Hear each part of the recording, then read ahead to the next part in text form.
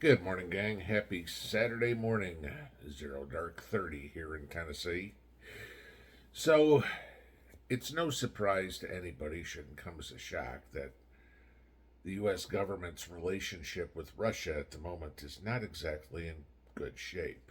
Okay, that we have no interest whatsoever in peaceful resolution of what's going on between Russia and Ukraine, that Biden can't stand Putin, even though, of course, Putin has already said he'd rather see Biden win the 2024 election. Of course, I mean, foreign adversaries would always prefer a weak leader rather than a strong one, so not a surprise there. It's also blatantly obvious to anybody who's got eyeballs that Biden's getting his ass handed to him in the polls right now, losing the overall electorate by about 6% right now, and losing every swing state right now from somewhere between 2 and 9%. Okay. Many of you have mentioned, many people on the internet, including a lot bigger people than any of us, okay, more well-known people, I don't know, including like Tucker Carlson, have said that they're not sure there will be a 2024 election. I agree. Okay? I put it at a 50-50 shot. We also all know that Genocide Joe wants a war. Okay? He wants to be a wartime president.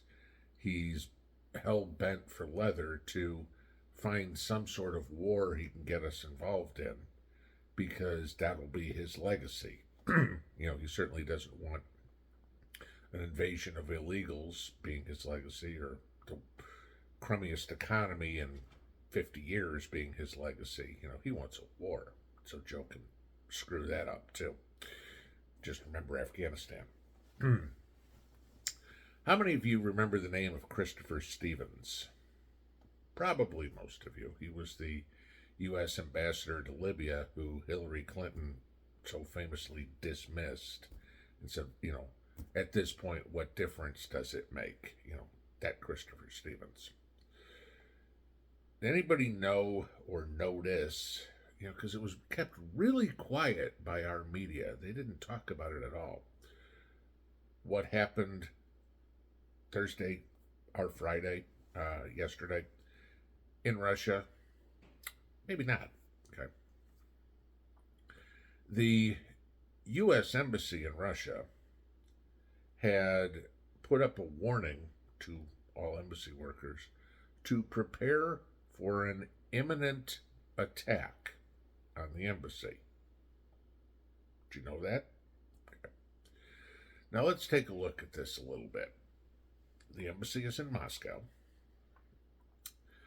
and our current relations with Russia are not good.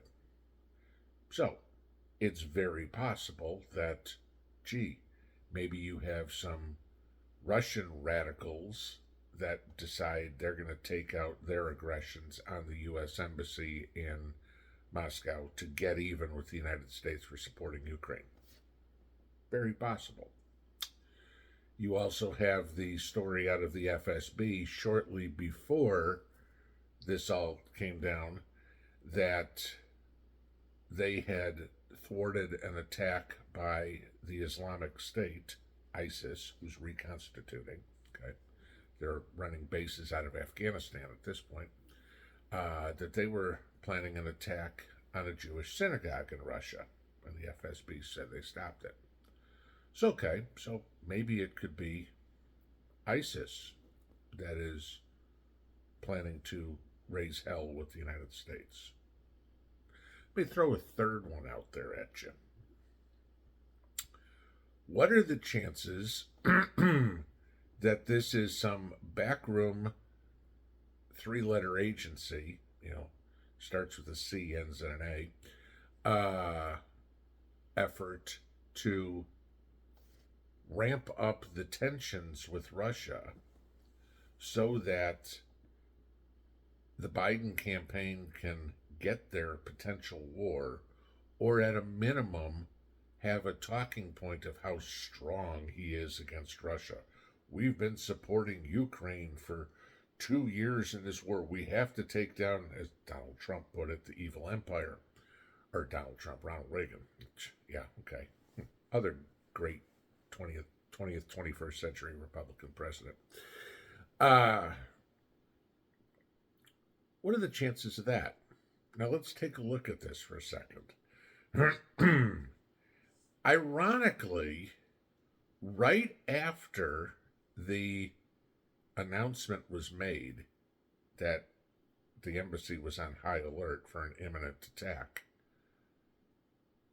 right after that, the embassy's website went down. Now, I wouldn't think that Russian extremists had too much ability to take down the U.S. Embassy's website. I certainly wouldn't think anybody from ISIS had the ability to take down the U.S. Embassy's website. But our own government, they could do that real quick. Why? Well, maybe somebody jumped the gun on announcing this, and they didn't have time to scrub what was posted on the website, or somebody put something on the website that didn't quite fit the narrative. I know this is a complete conspiracy theory, okay? We've had a lot of those in the last few years, and a lot of them turned out to be true. Okay?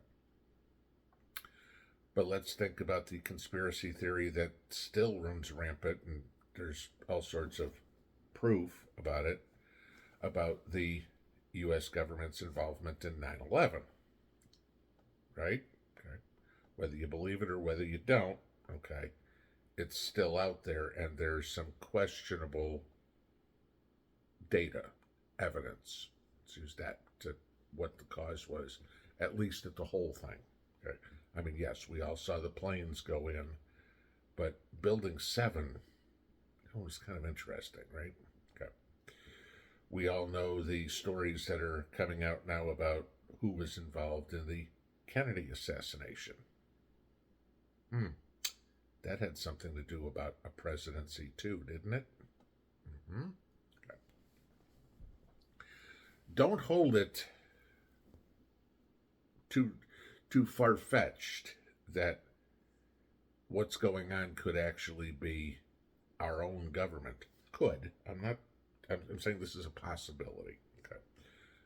Our own government could be trying to stoke the fire in the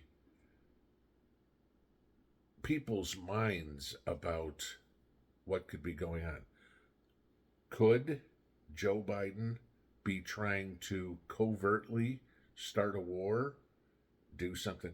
Russia attacked the U.S. Embassy. You can see those headlines.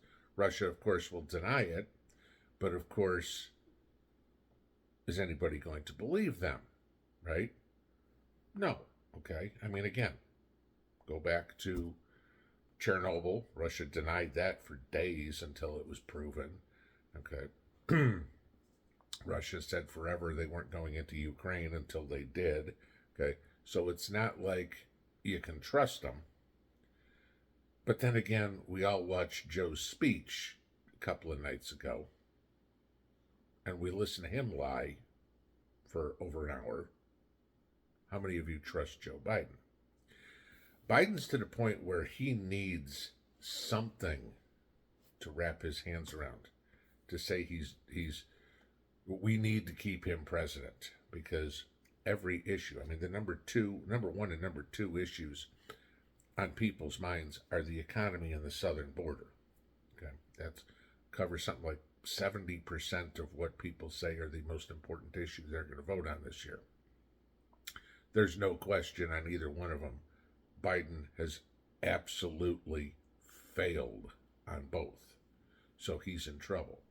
So the only way that you get any sort of positive is if we have some sort of attack.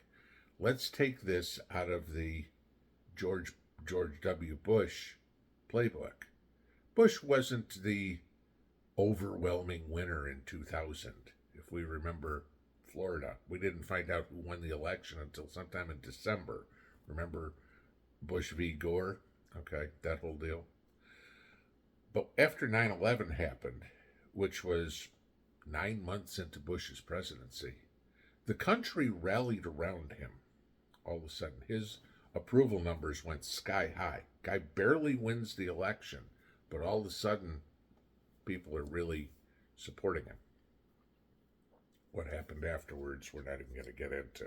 Okay? The whole 20-year war was a lie, and we all know that. But 9/11 happened. But how? Right?